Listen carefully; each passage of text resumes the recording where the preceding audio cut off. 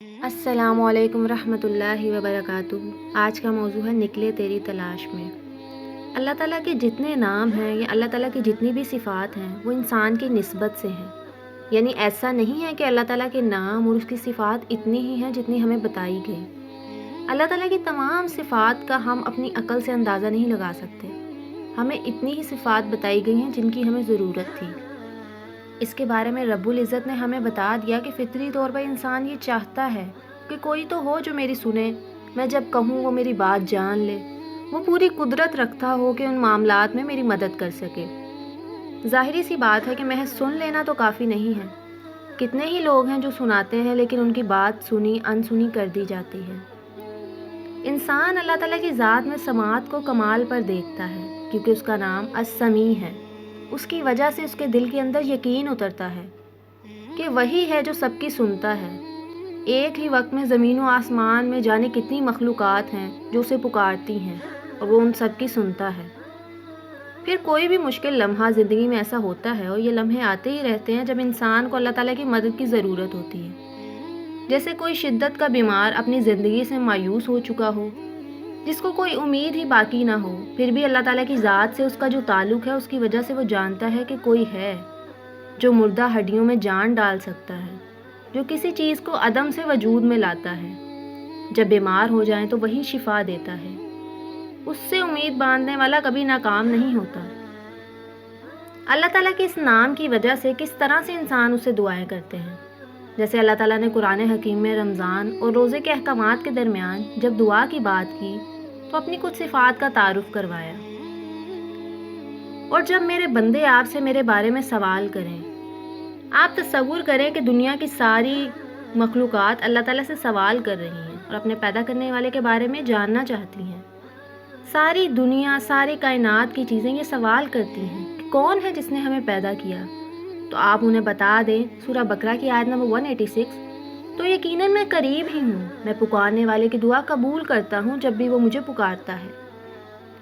اسماء الحسنیٰ کا یہ علم انسان کو کہاں سے کہاں لے جاتا ہے۔ وہ رہتا تو زمین پر ہے لیکن اس کی فکر، اس کی سوچ کیسے آسمان والے تک جا پہنچتی ہے۔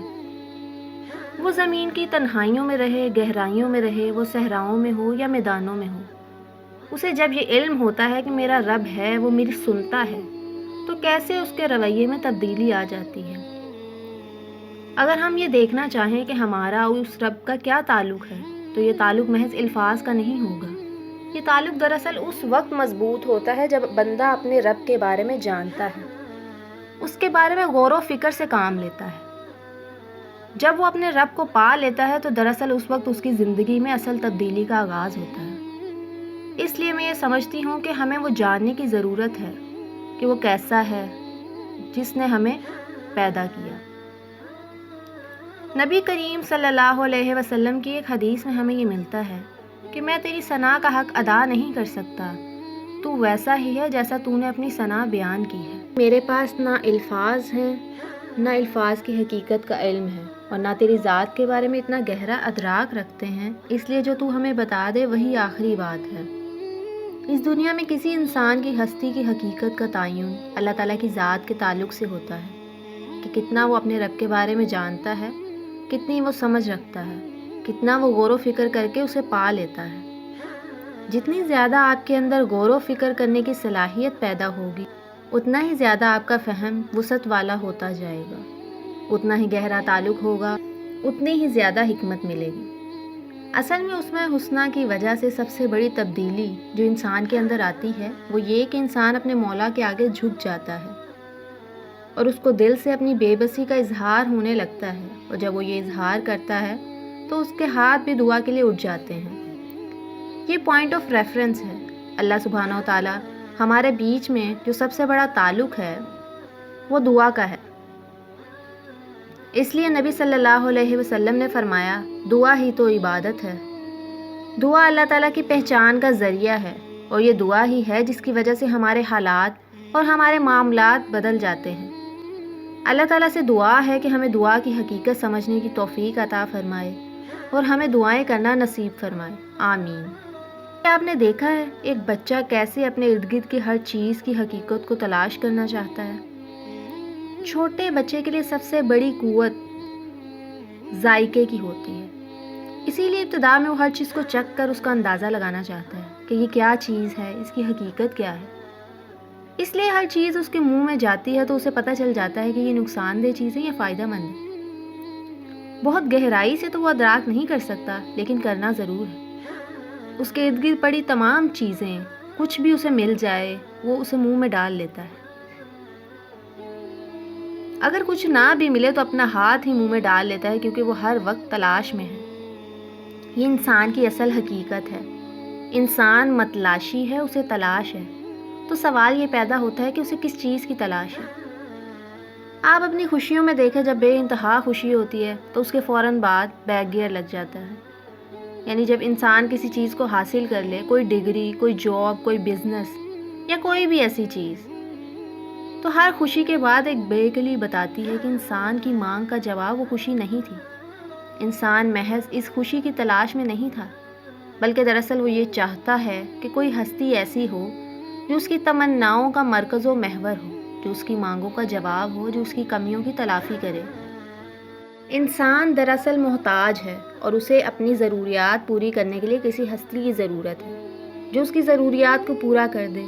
اب یہ ضرورت کسی بھی نوعیت کی ہو سکتی ہے، کیونکہ انسان کامل نہیں ہے۔ انسان کو اللہ تعالیٰ نے ایسا بنایا ہے کہ وہ ناقص ہے، تو اس کے نقص کی تلافی کرنے والی ذات صرف اور صرف اللہ تعالیٰ کی ہے۔ انسان محتاج ہے اور اسے توفیق چاہیے، یعنی اللہ تعالیٰ کی مدد چاہیے۔ جو محتاج ہوتا ہے اسے اپنی ضرورت پوری کرنے کے لیے کسی ایسی ہستی کی ضرورت ہوتی ہے جو اس کی ضرورت کو پورا کر سکے۔